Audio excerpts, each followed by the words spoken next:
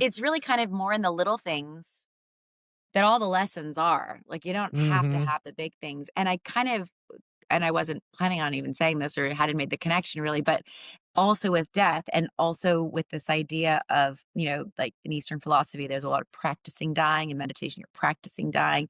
This idea that there are Mm. little deaths that happen all through the day, all in every hour, like little deaths, and deaths of thoughts, deaths of ideas, whatever it might be. And so the more that you kind of think about them, like Mhm. acknowledge them, the less scary they become.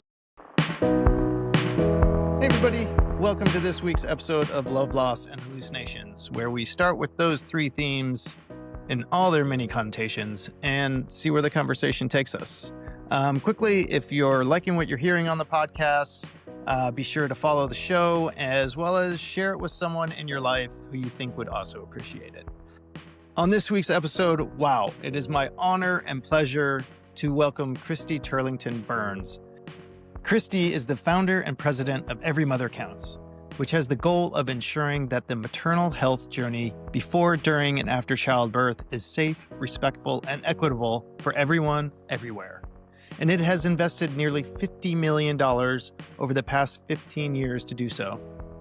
Before founding EMC, Christy received international acclaim as a model representing the world's biggest fashion and beauty brands, which she has leveraged to become a health and wellness advocate. She is also the author of a book, Living Yoga, Creating a Life Practice, and she has edited another book with Amy Schumer titled Arrival Stories: Women Share Their Experiences of Becoming Mothers. In addition, she served as the executive producer for the 2023 Apple TV documentary series, The Supermodels. And in 2025, Christy was named to the inaugural Time 100 philanthropy list as one of the most influential people shaping the future of giving. She also received the DVF Award, which recognizes, supports, and amplifies the voices of extraordinary women who are dedicated to improving the lives of other women.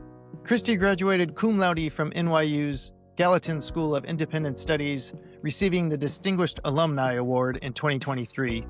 And she also studied public health at Columbia University's Malman School of Public Health. Topping it all off, she has completed 10 marathons on behalf of Team EMC. She has also been married for over 2 decades and has 2 kids, and she's joining me today from New York City. Welcome to the show, Christy. Thank you for joining us today. Thank you, Scott. I'm thrilled to be here. Um, when I approached you about doing the podcast, I was expecting, we'll talk about Every Mother Counts and, why that you were inspired to start that and the whole story around that. And we will get to that. But you kind of surprised me and you came back with something else you wanted to talk out, or something that it brought to your mind, the themes of love, loss, and hallucinations. And I guess I'll allow you to kind of reveal that. Yeah. I mean, I do typically, you're not wrong to have assumed that I'd want to talk about maternal health. It's definitely what I spend my time on, almost 24/7 for the last many years. But I guess timing and just getting your email and what was on my mind in those couple of days. And I think when I hear the word grief or loss, my head goes immediately to my Mm, father, mm. who lost, gosh, almost 29 years ago, 28 Wow. and a half years ago. So it's been a while.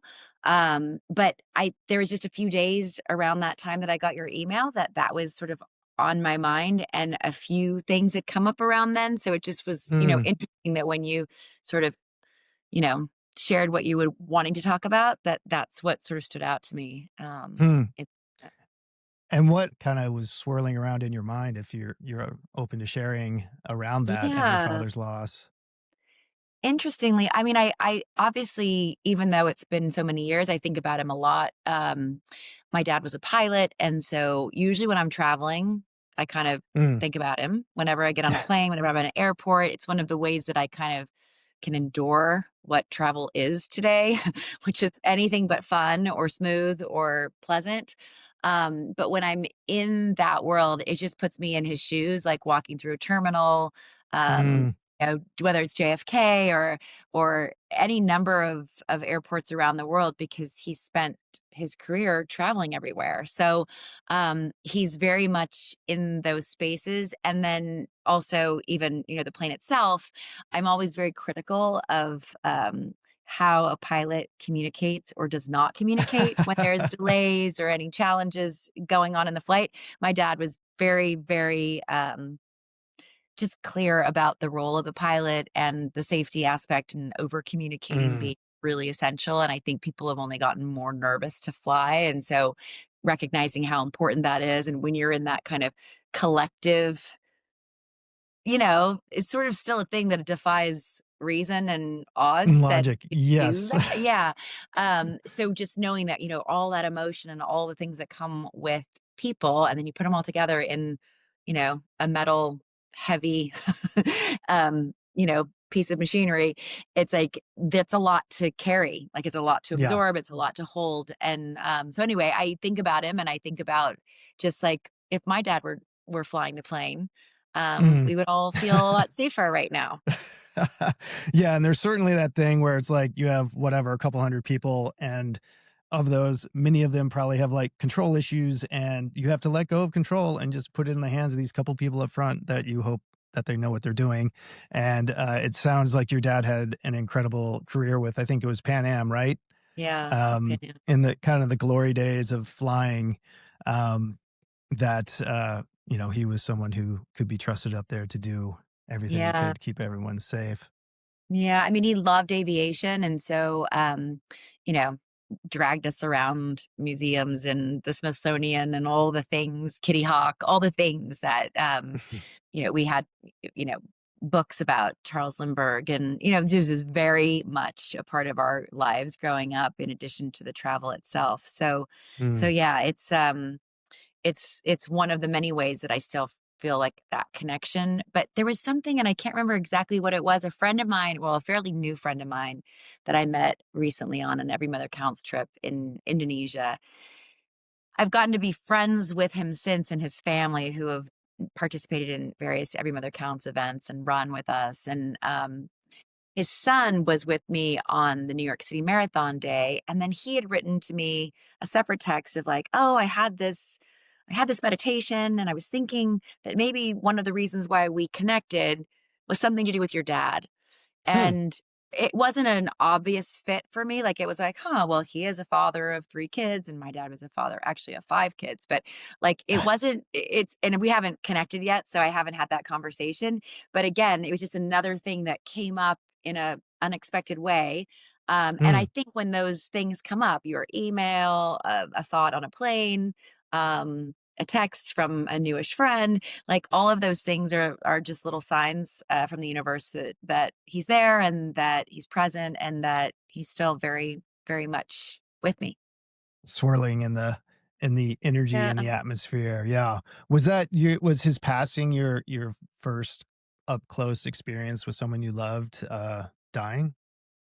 I had lost a grandparent. I had lost my dad's mom, I guess, Mm. previous to that, when I was about 15, and I was really close to her.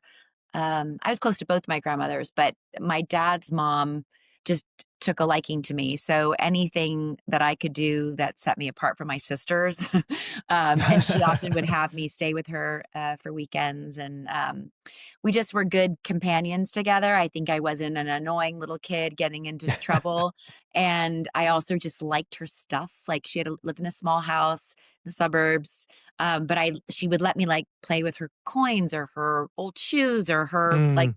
purse, like little things, and she'd kind of let me just play with all that stuff. And then she also had this incredible backyard that was an orchard, so I could go out and kind of play on my own and explore without somebody kind of over my shoulder. But it was also safe because it was a sort of fenced in orchard backyard. So I just remember feeling very safe there, and very Mhm. loved, and very, Mm. free at the same time. So, when I lost her, I was just starting my career as a model. I had, Oh, wow.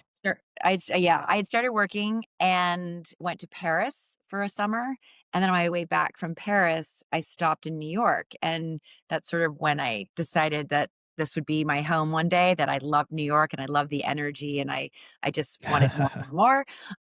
And while I was here is when I got the call that my grandmother passed away. So I had to Mm. kind of fly home with that knowledge that I wouldn't see her again. And, that was probably like the biggest loss. But I think, I didn't have her in my life every day in the way that my dad had been so present. And so, 20 years later or so, or not, yeah, about 22 years later, or sorry, let me do my math straight. If that was 15, then I guess like, yeah, 12 years later, is when Mm. my dad passed. And at that Yeah. point, um, it wasn't as much of a surprise. He had been diagnosed with lung cancer at 63, Oh, and wow. my dad had been a lifelong smoker. I had been a smoker in my teens and my early 20s. And so when he got the diagnosis, it was like not a huge surprise. And when he was sort of told what he was dealing with, he was stage 4. We were told that he had 6 months to live, and he lived almost to the day, 6 Oh, months. wow. So I mean, it was fast, and you never prepared for that no matter what, background or news you have. But I kind of I don't know, it actually was kind of a gift because I Mm. was able Hmm. to kind of step into my role as a daughter and my role as the one child of my dad's who didn't have small kids at the time. So I had a little Uh-huh. bit more flexibility and freedom.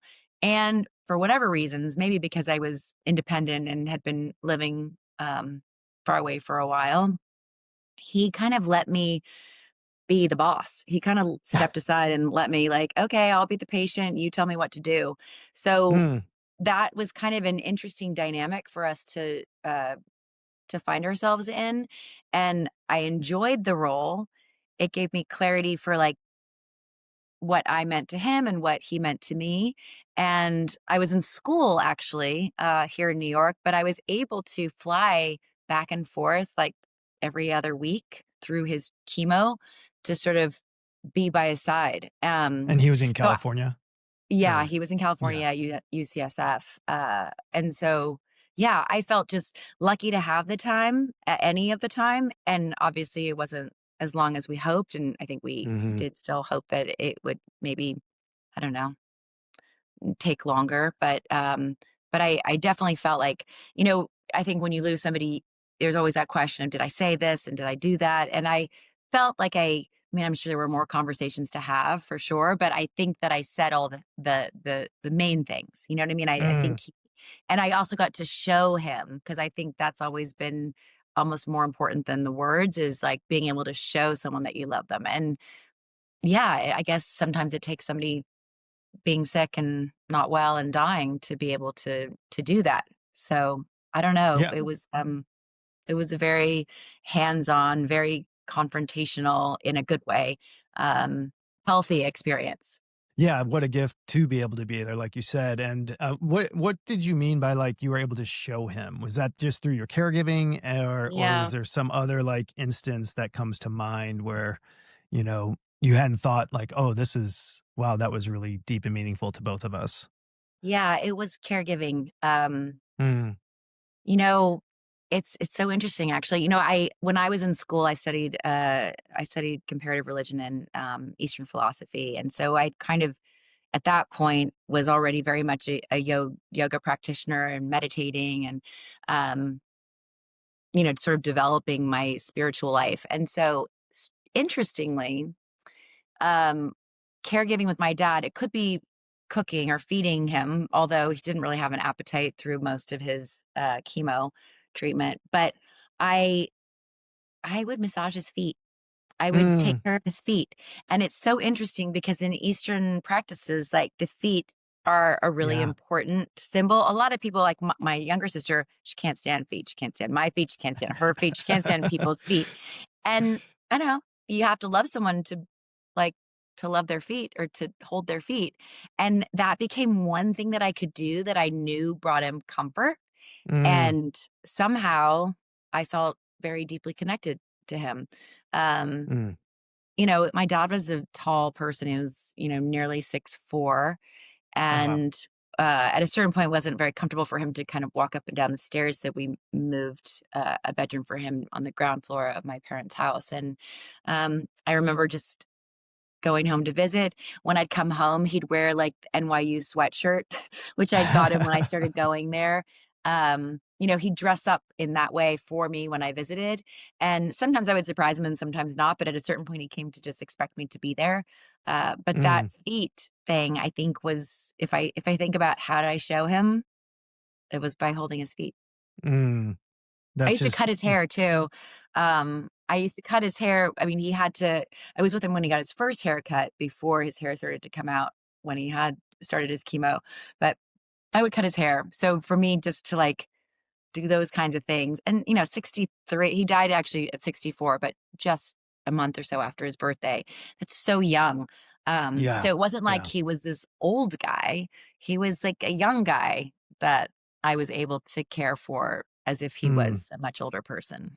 Um, yeah. Yeah, yeah, those little moments just I mean, it seems so simple, but it's so special. I remember my dad passed away when he was 69, and but I just remember, like, we would just be watching Seinfeld episodes, and I'd just be Mm. holding his hand and, just being there you know, means a lot to both people, I think.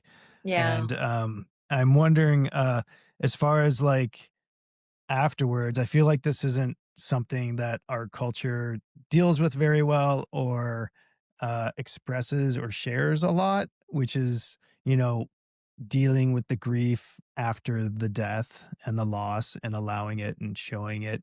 Um, so, was there anything you learned from those two experiences, your grandmother and your father? Yeah. I mean, I guess with my grandmother, I kind of observed other people and their expressions of grief in a way. Like, I definitely Hmm. felt very close to her and sad when I heard and, disappointed that I didn't have an opportunity to say goodbye.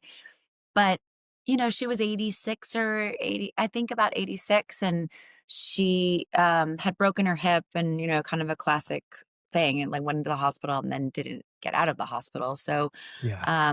anyway, I felt though that she had lived a long life, and I don't think she was in any like long-term pain. I think that's also the thing when you love somebody, that like people's pain tolerance and watching somebody that's in that state and not able to have comfort.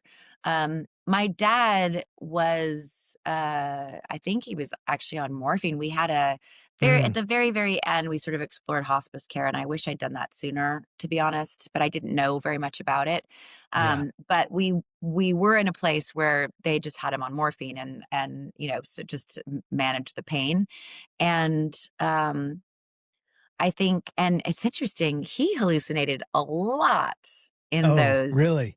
Mm, Yes, I'm sure yeah. medication induced, but a lot. And it was so interesting because I remember, again, my first interaction with somebody going through something like this and being that close and sort of seeing the changes in the personality and like the fogginess or this lots of sleep and all the things that happen when you're sort of nearing the end of your life. But when he would hallucinate, whatever it was that he was hallucinating, he was very joyful. I mean, he would be like, he'd be transplanted to a place, and he wouldn't always say where, but it would be like there were birds and there were, nature and the things that he loved.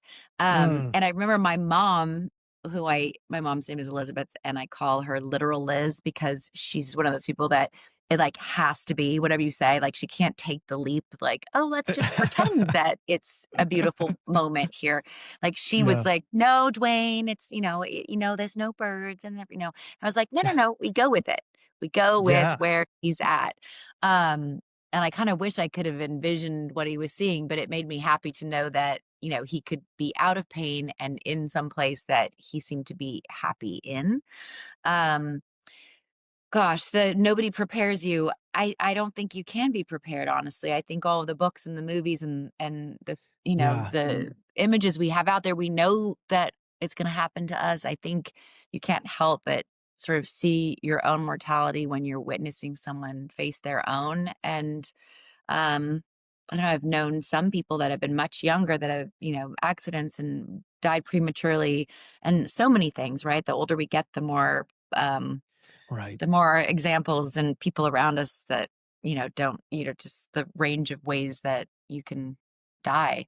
But because I was a student and because I was studying Eastern philosophy, I was able to like really dive into a lot of texts. I took a class actually at NYU about death and dying, and it's like Catherine Keebler-Ross and the Tibetan Book of the Dead, Tibetan like Book of the all of those Dead. kinds of Yep. texts. Yeah, Yeah, like, and it's right so over there on the shelf. yeah, I mean, I should reread it now. I gave it away as a gift for so long, and I realized like, no, it's good to just like take pieces of it. But it definitely Yeah. that gave me some comfort. Again, a lot of it I learned after he passed, and there were so many things that made me think. First, that I wish he died at home. I think Mm, people mhm. prefer to be at home unless they say otherwise. We had moved him to a hospital in San Francisco at some point. Like he just had a couple of bad days or bad nights, and we brought him to the city, and he was seeing an oncologist at a Catholic hospital, and he wasn't Catholic, but that's just wherever they sent him. And we were there for a few days, and that's sort of one of the last times I visited him where he'd moved there, and then he never left. And Mm, I think uh, when had to decide, around he hadn't really talked about his wishes per se, but I think many of his kids, of the five of us, and my mom was six, we all had, I think, a similar sense that he wouldn't want to be held on by life support and not be able to yeah. enjoy his life or the quality of his life. Then I think one of my half siblings was a little bit had a harder time with that, but for the most part, we kind of had consensus.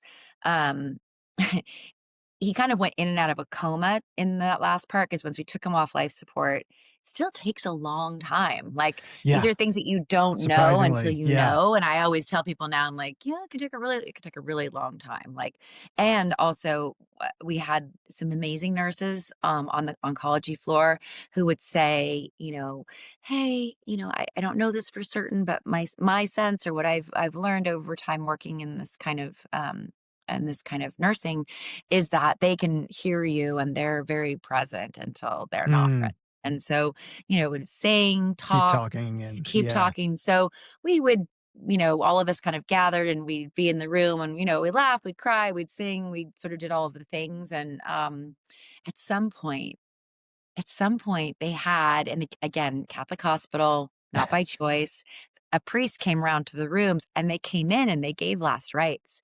And I remember one of the last lucid moments he had was waking up and seeing a priest over the bed. And for a lot of reasons, this was very jarring. He wasn't particularly religious, but he was Christian, but it was just like, Yeah. whoa, what is that? And then I think just the last rites of it all. And the family, it's like all the scenes that you've seen, Yeah. and so that was a bit hard to watch because just the idea of there being any kind of experience that was not wanted or wished for, you want to just like protect them. Um, and then, we were all of us siblings in the room when he took his last breath. And I think that was quite Mm, a beautiful that is moment. A lot of beautiful. times you hear Yes. people say that like you walk out of the room and then they let go. But he sort of did it with us all there. And, you're watching the breathing change and slow and deepen and, you're just watching them so carefully. And when it happened, it was all so final. And I think it's so final. And then it's like, but it's not over. And I learned that from the No. Tibetan book of the, which again, I have regrets because I didn't know until I knew. Yeah. But that, and like the central nervous system is still very, very awake. And Yeah. it takes, Again, as you said, it even when the breath is gone, it takes a little while for the central nervous yeah, system to kind of like yeah, let go. yeah. So we Yeah. lingered for a while, but I don't know how, Mm. I don't know if it lined up exactly with what I eventually learned. And the idea of, being any kind of sterile environment or, being in that state where something is still awake. And you know what I mean? I think that's probably a fear for most of us, right? That, Yeah. you're buried alive, uh, And so anyway, I have some regrets about that, but that also I would say I'm Mm, grateful for because it will inform the way that I share my wishes. yes, Um, yes. It's because funny, I have a Tiffany and I were just going over our kind of, whatever it's called, will and the estate planning and all that will and stuff. estate, and when you want them to not give you nutrients or give you nutrients, and it's, it's heavy, but it's helpful, I think, for all of us to do for whoever's in your life who's gonna be there dealing with it. And just to move on to some other things, but before we do that, just as a way to honor your dad, uh, I think, is there a certain story that comes to mind for you that is just like, this is just symbolizes who he is to me and what he has taught me? And, um, Hmm. He, I would say was, uh, I don't know if an environmentalist, but very much a nature person, like mm, mountains and he was a hunter too, which I don't necessarily love, but he did grow up with it. He grew up in very rural Northern California, and it was sort of his connection to his dad. And so I kind of appreciate what it represented to him, even if I don't yeah. fully appreciate the practice. But he used to take my sisters and I with us on these hunting trips, long hunting trips, where he would sort of plant us someplace and give us snacks and a whistle in case a bear came, and then leave for several hours. Um, and And how so, old are we talking here for you? pretty young. To my so my so my brother, my half brother would come and he would be off hunting with my dad.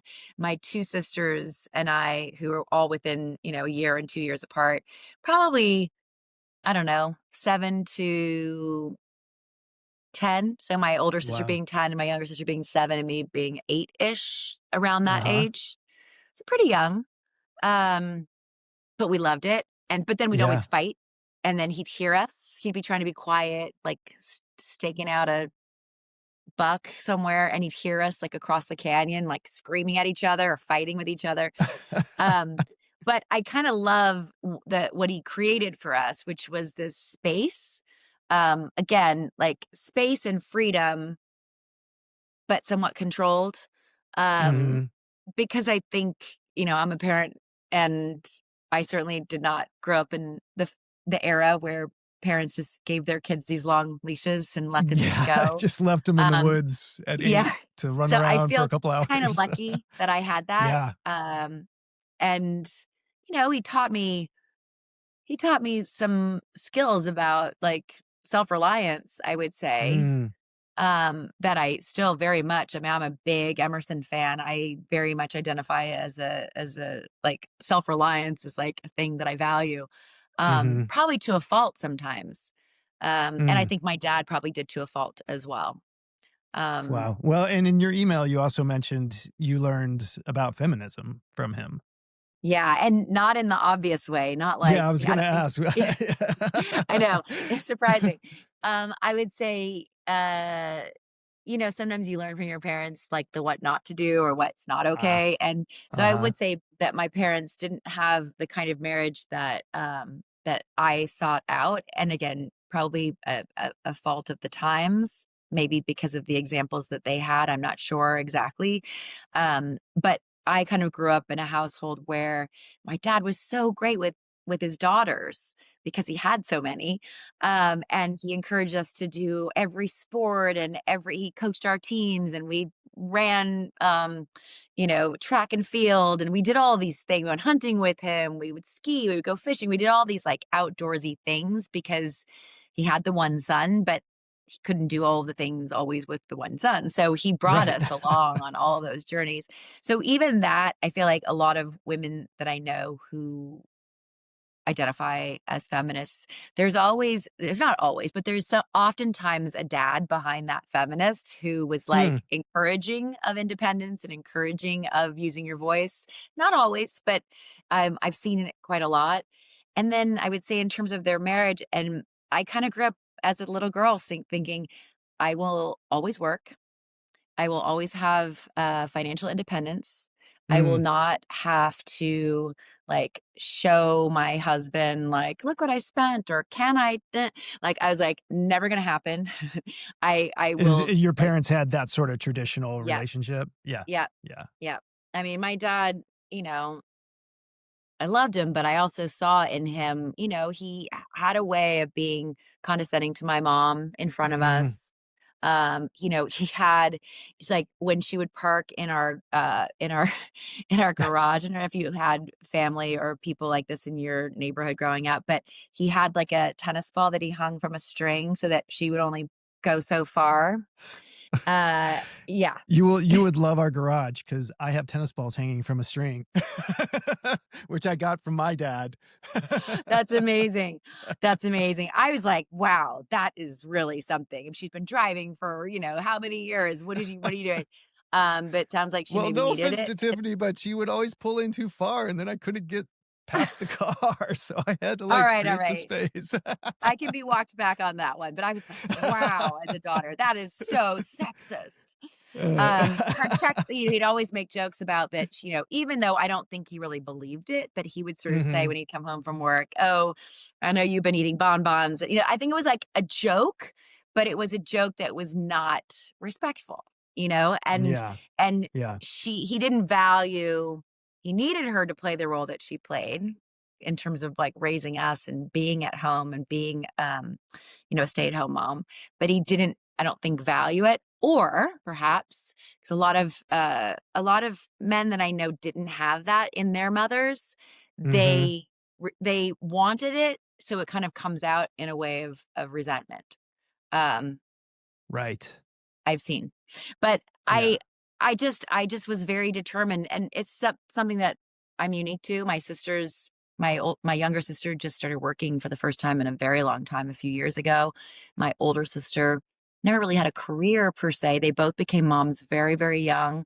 And they had kind of more traditional kinds of relationships. So it's not like he taught that lesson to all of us, but Mhm. I would credit observing what I observed as being definitive in my choosing to be a independent to a fault person. Well, and also it sounds like that bleeds into, like, ideas you had about love and relationship, the way you wanted it to be or not wanted it to be Mhm. as you were getting into relationships and, you are now 22 years into your marriage with your husband. Um, was there anything either from your parents or maybe culture that you thought love was when you were, younger in your early 20s or even late teens that you're like, looking back, you're like, oh, wow, I was really wrong about that. Yeah, it's so interesting. Even with what I just shared that I observed, I still kind of fell into 2 long-term relationships. And I say fell into, like, it's interesting that that idea of, like, falling in love. Hmm. I was in a relationship for 6 years with the first person that I pretty much, like, you know, got intimate with pretty much as Yeah. like as a young woman.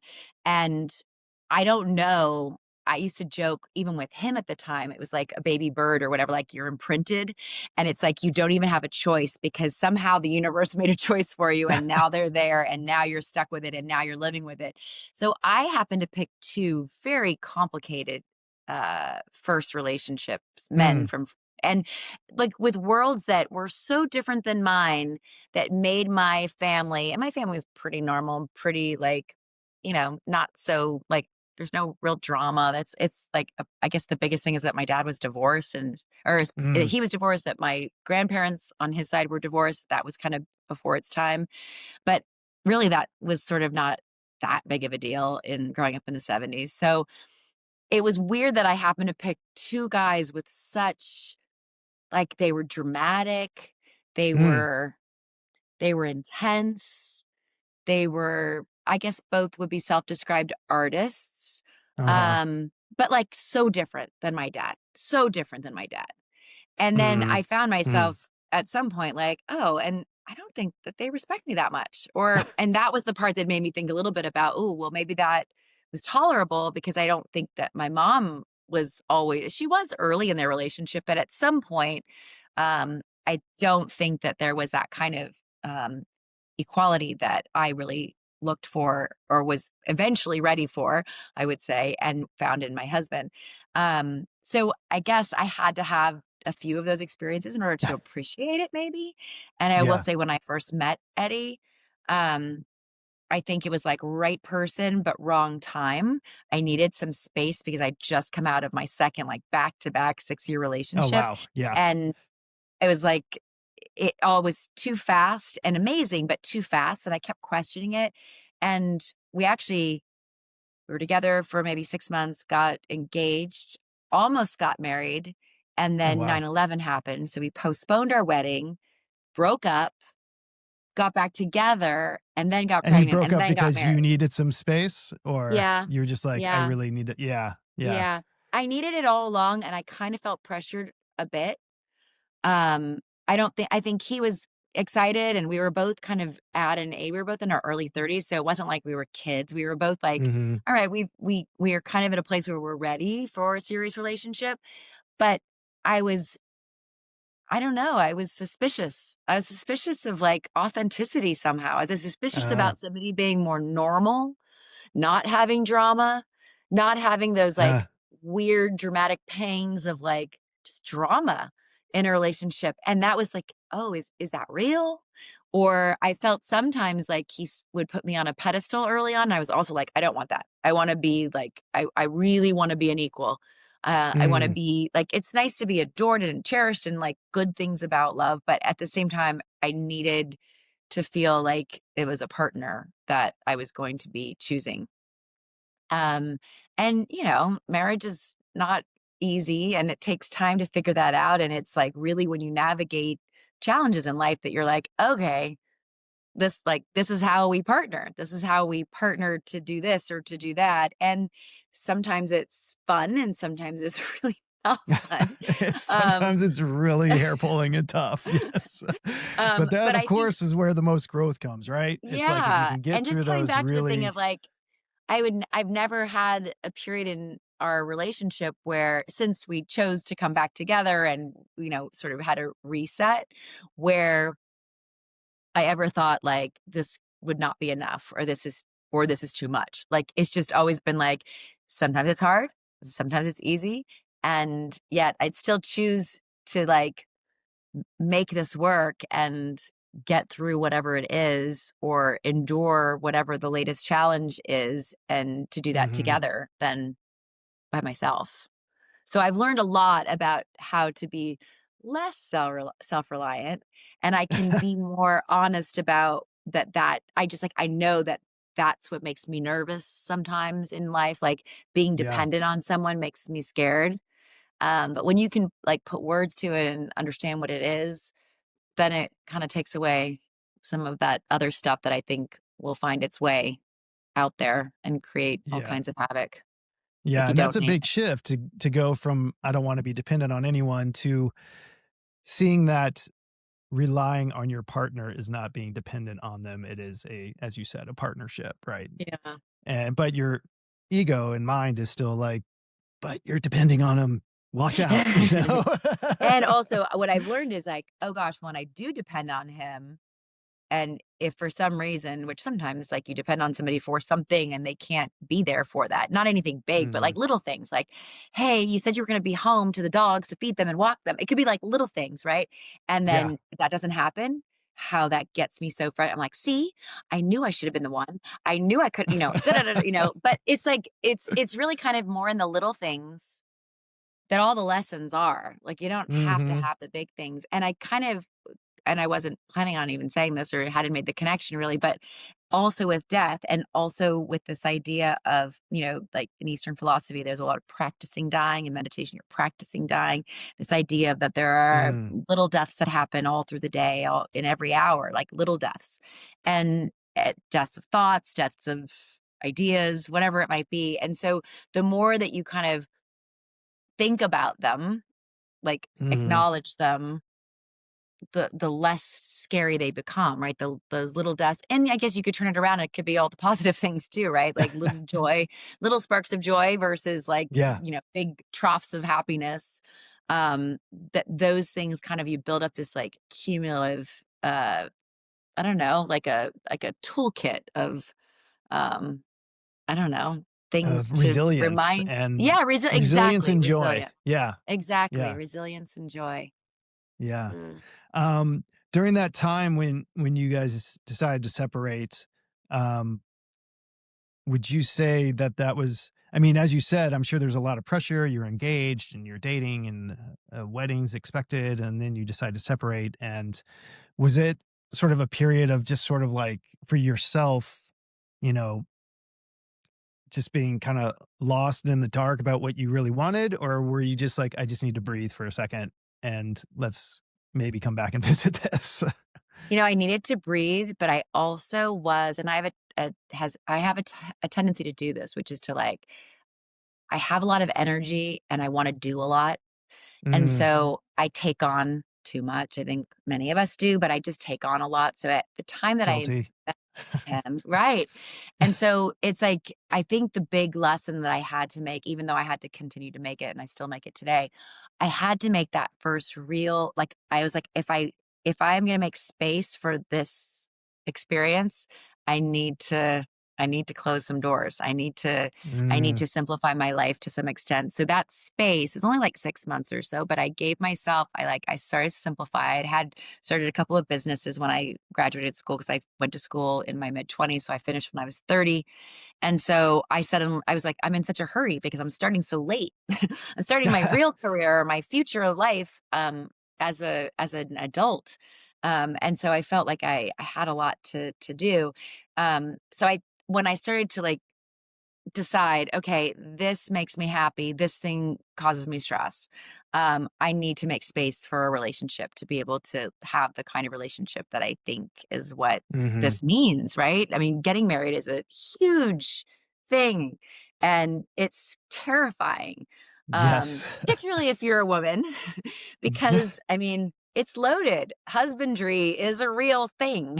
You know what I Yep. mean? Like there's history and there's heaviness and there's The er patriarchy, the whole thing yeah, is yeah, I mean, yeah, Tiffany had the same thing. She was so which I totally got, like, resistant to the concept, you yeah, know? very Yeah. scary. So I needed to confront that, and I'd gone through therapy in and out for at other times in my life, but at that point, I went deep into therapy. Mm. I was seeing this guy that, a friend at the time had recommended who had a place upstate. I actually leased a car because I live in the city. I leased a car just to be able to go there once a week. And it made no sense. It was not a practical decision. There are a million therapists in New York City, Yeah, but this right. person, this person just they just the fact that I had to drive for that long so I'd have time to process on the way up and then time to Mm. process on the way down. Um it was a more, I don't even know what the style was exactly, but there was a lot of just like physically going through emotional trauma. Um, So a lot of and somatic, yeah, body yeah. yeah, yeah. I did a big, even a workshop. He had a neighbor, and I stayed there, and I would just do hours of. Like, I walked through the woods to get to his space in the back of his house, and his wife was a therapist as well. At some point, I brought my mom and my sisters with me. I was like, I need you guys with me. I need you to do this with me. Wow. And they were all kind of like, all right, what, they all loved Eddie and they were really wanting to make it work too. But they were like, what is it going to take? Yeah, And that was amazing too, that they were willing to do it. And I kept it up for a while. But at a certain point, it just became like, no, I've done the hardest stuff and now I'm ready yeah. to like put it to practice and really And going what were back you into the needing to put to relationship. practice so you could go back into the relationship?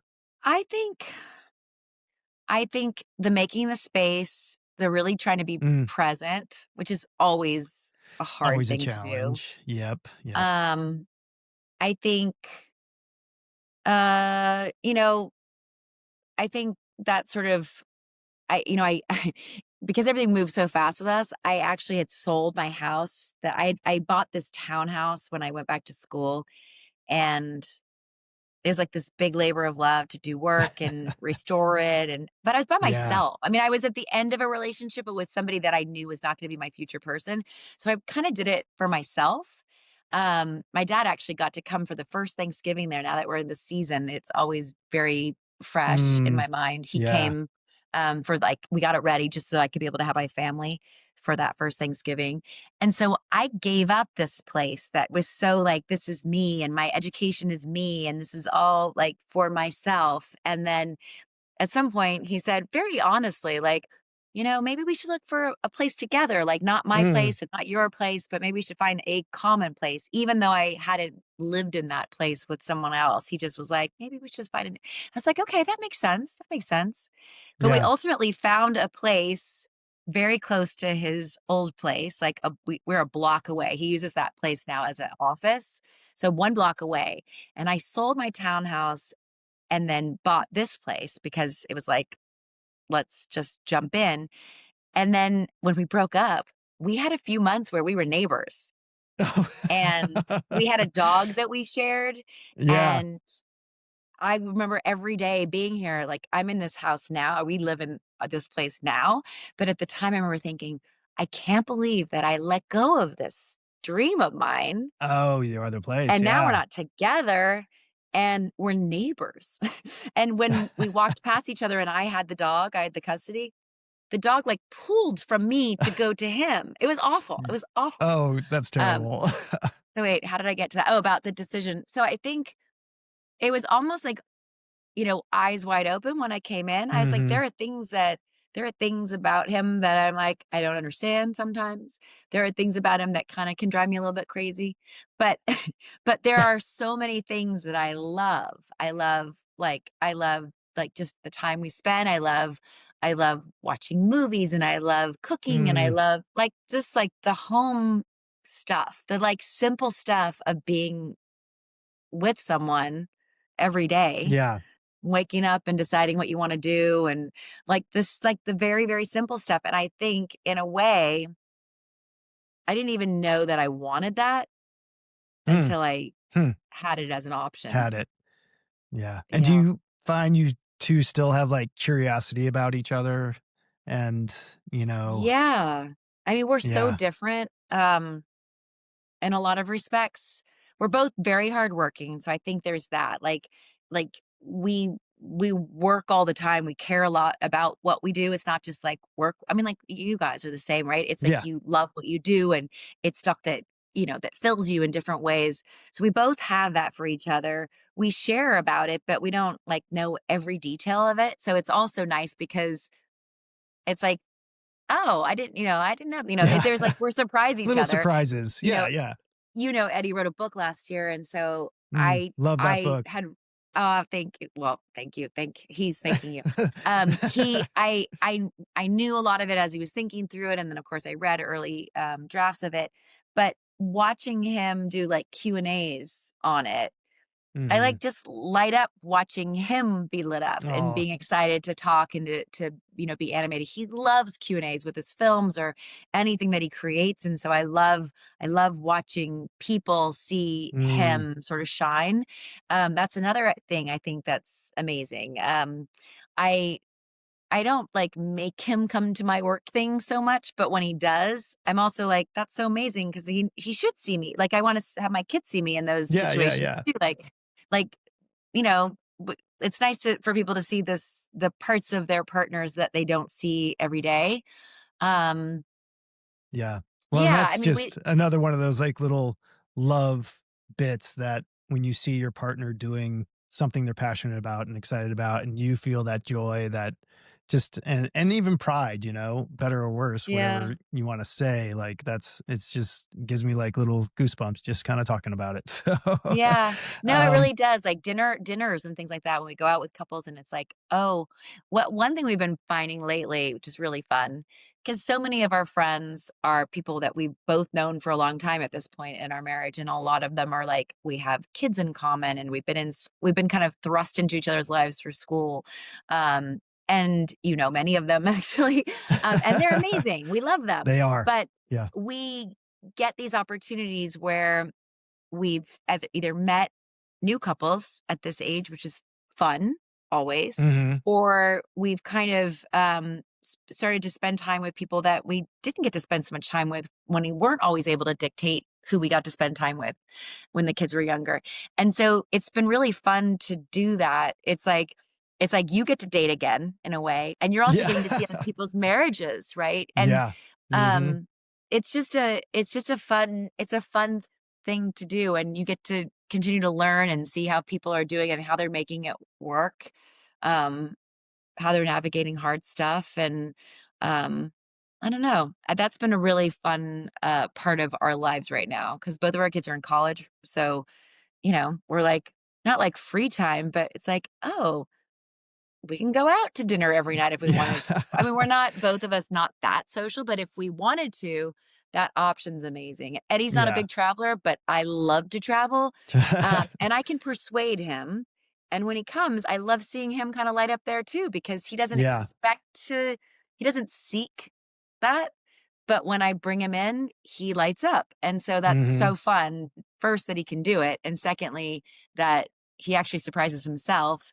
And hopefully I do that for him too in some way or another. I'm not sure what. Yeah.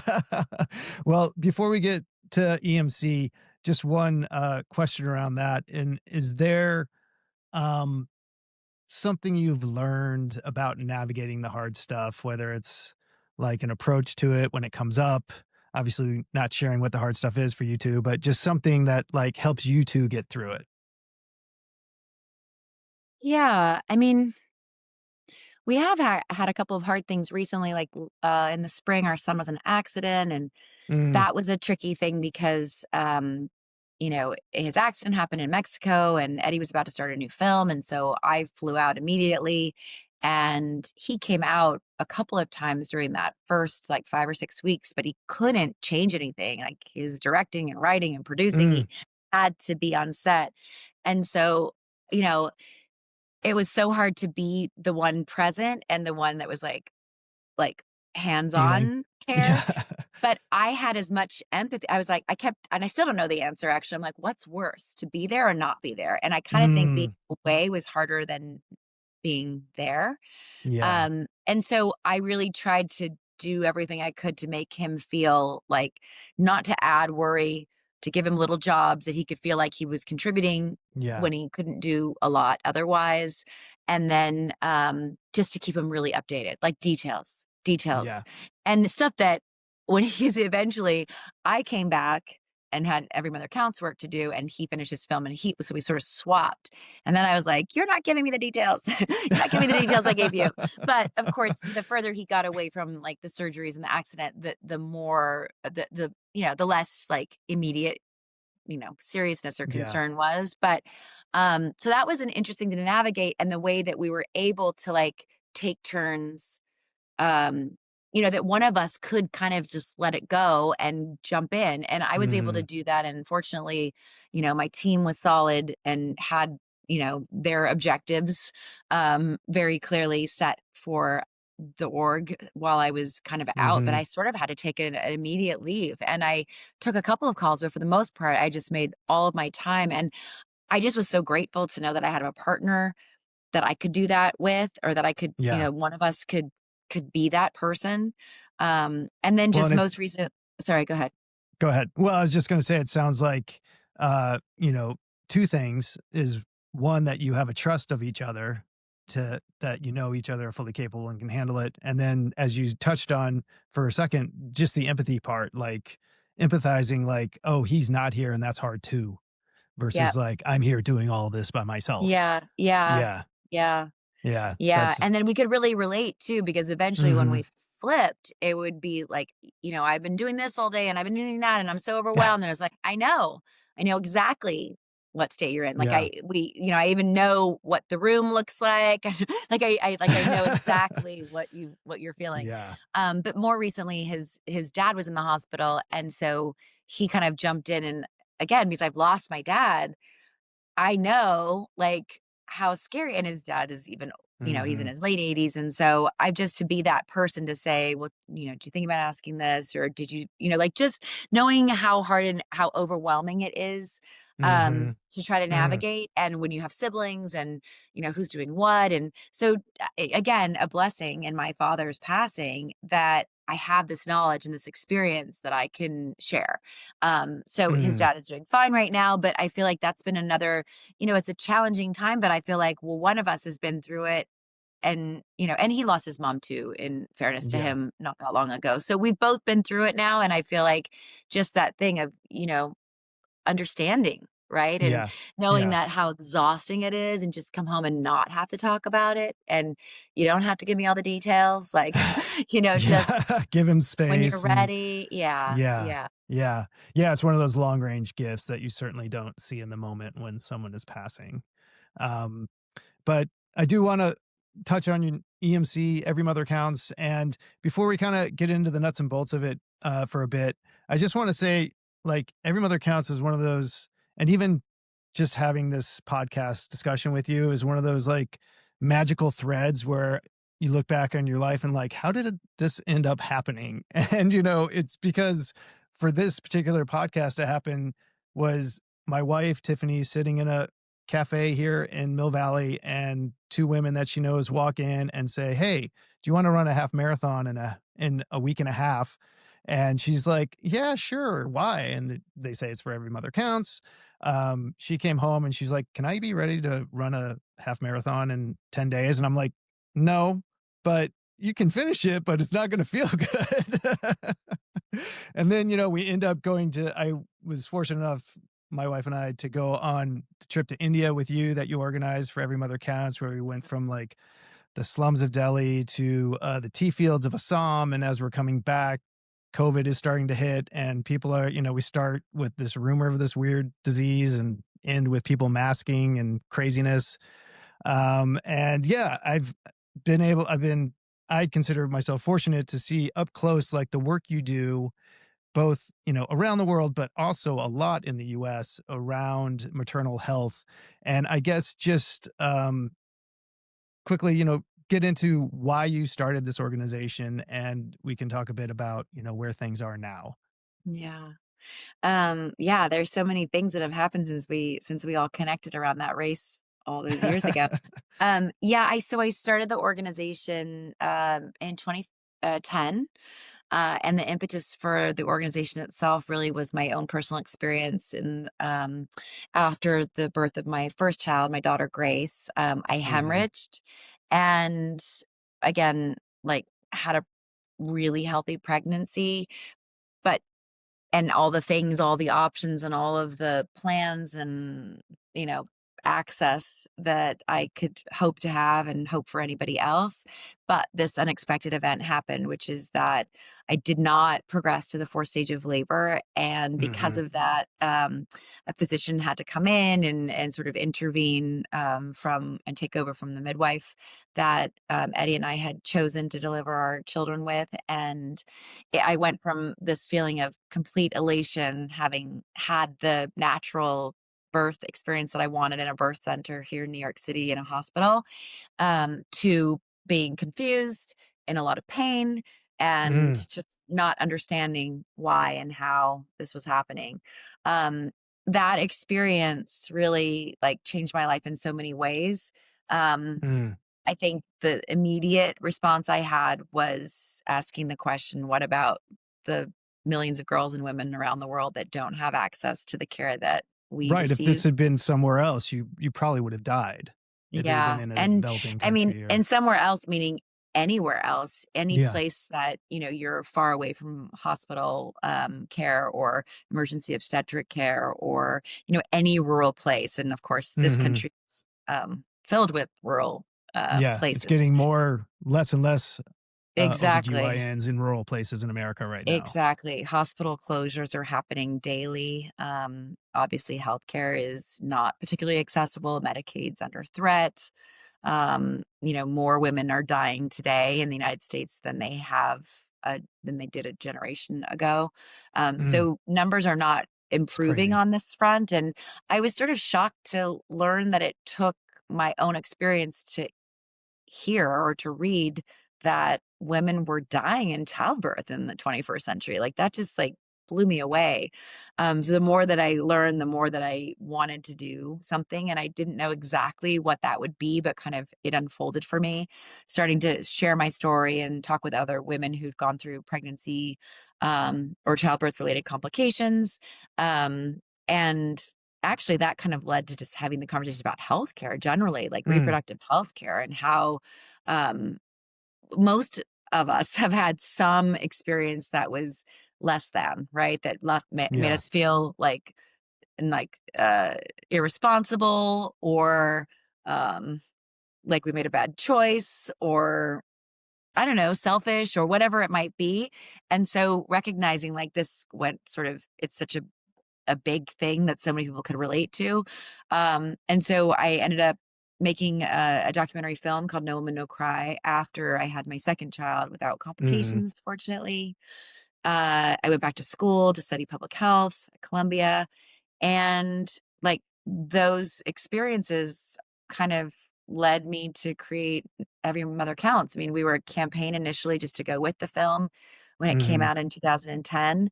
And then through showing the film around the world and with these like ranging audiences of providers and people who'd gone through complications and traumatic experiences, to just like just people, families, people who didn't know any different, those audiences would say, "What can I do and how can I help?" And so Right. that kind of made me think that there was a something needed that Every Mother Counts could become.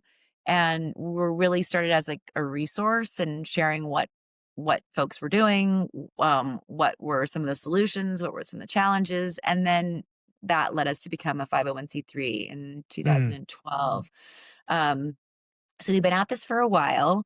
Um, and I think of Every Mother Counts, and I've said this many times before, but as my 15-year-old child. It's my third That is child. fair. It's my child Yes. like that, uh, I guess with a third child, maybe it's a little bit more independent than my other children in some Mhm. respects, but really I'm like, you're not going to college yet. So it's very much my baby. Yeah. And What would you and say makes you, given these 15 years looking back, like, what would you be most proud of about this child having I mean, accomplished? we've just come out of the marathon season of the fall, and we do a lot of Mhm. running events, as you mentioned, with Tiffany running for us in San Francisco years ago. But we have a quite a large team at the New York City Marathon, and so that was 2 weeks ago or so.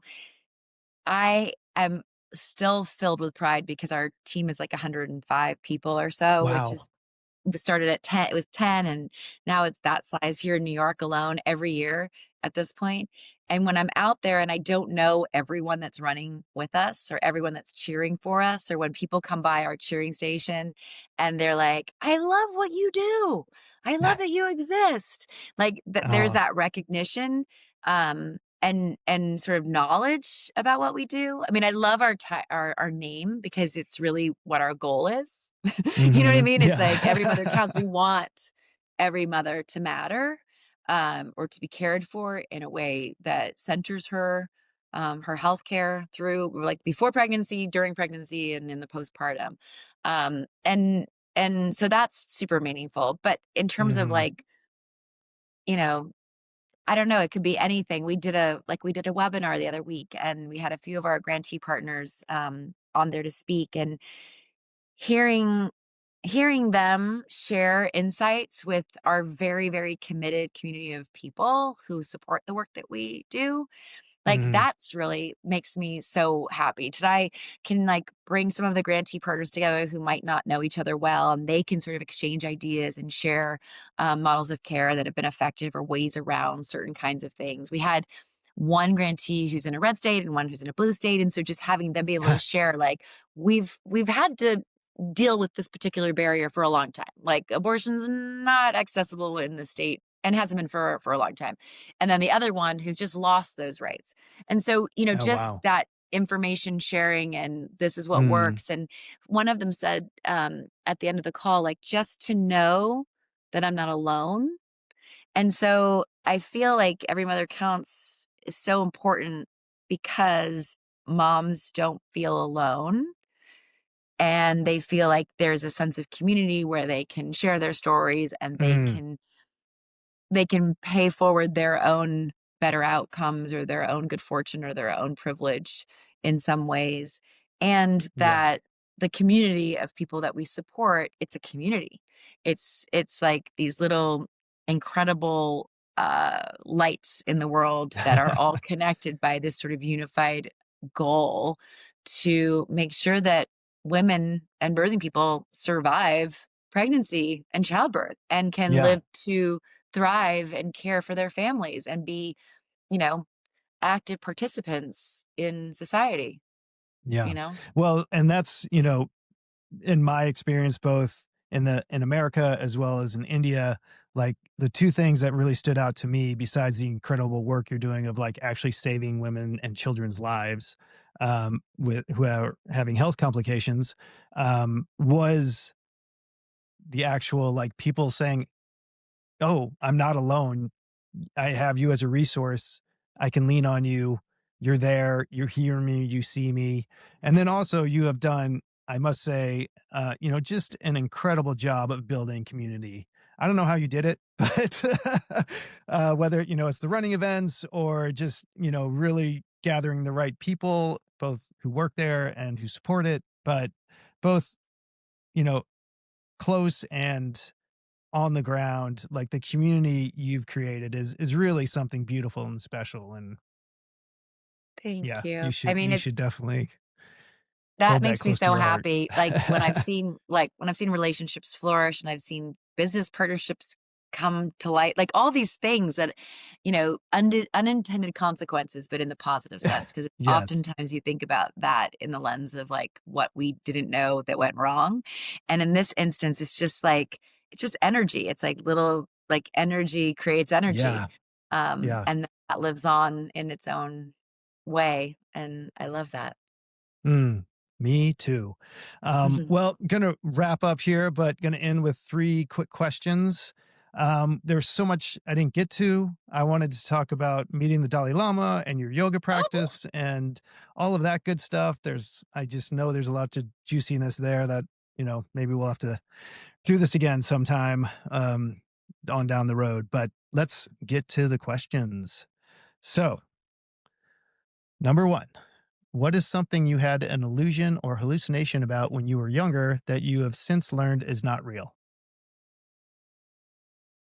I should have an answer and I really don't. I can't think of it is hard. That's a hard one. I Yeah, can't that's maybe not quite a speed question. Yeah, exactly. It really isn't because I think in some ways part of getting older and living life is like accepting that things change Mm, and not being attached. Maybe I learned this a little bit from the Dalai Lama and my Eastern philosophy, but like I really don't think of myself as attached to things. So even if I had an mm, idea of something, I'm very comfortable letting go of that idea when I get close to it and that's just not what it's going to be. I don't like hold on to a thing that has to be a certain way.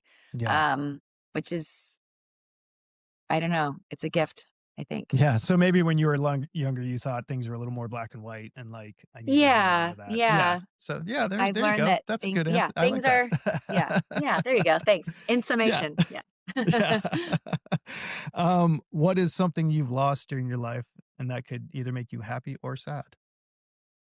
I guess innocence, sometimes I Mm, think, like, there's been a lot of talk about young women in the world today, and I often think about, how young I was when I started my career, and as yeah. much as I was so eager to be in the world and be independent, I do think that there was a loss of innocence in that. Yeah. Um, I've Yeah, gotten you to you s went turbocharging like Yeah, pretty young. yeah, yeah.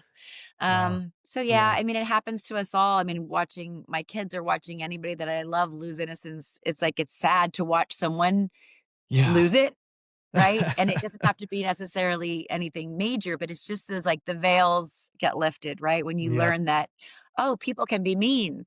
Oh, people can be racist. Oh, people can be sexist. Like those kind of Yeah. things. It's just like, oh, so Heart I crushing. kind of miss that before you before one knows that the world can be, not always a loving place. Yeah. Yeah. I hear that. Definitely. And the last question, what are you loving right now? I guess I'm loving being a parent to two adults. Mm. They're young adults, but they're adults, and it's actually been super fun. Um, I've liked the many stages, and I've learned a lot about myself in the parenting of them, but there's something magical about being healthy enough and to have enough in common and connection and a Uh-huh. healthy relationship to be able to, Uh, like, enjoy them and enjoy this period of time, however long I get to have it, where they're curious, interested humans, and that I yeah. had some participation in making them that way. No, that's awesome. Well, let's hope it's a long time. Again, Christy, thank you for spending this last hour plus here on Love, Loss, and Hallucinations. I certainly enjoyed the conversation immensely. I hope you did as well. And I guess I will see you at the next Every Mother Counts event. And people out there, I cannot stress this enough. If you're looking for a organization to support financially, physically, otherwise, this is one to look at. So until next time, Christy, thank you. Thank you, Scott. And a big thanks to all of you out there who chose to spend your time listening to this episode. I really want to grow this community together. You can help in a couple small, quick ways to do that. You can click that follow button, you can leave a comment down below, and most importantly, if this episode resonated with you, share it with a friend or friends or family members who you think might also want to hear it. Together, hopefully, we can make this world just a little better place.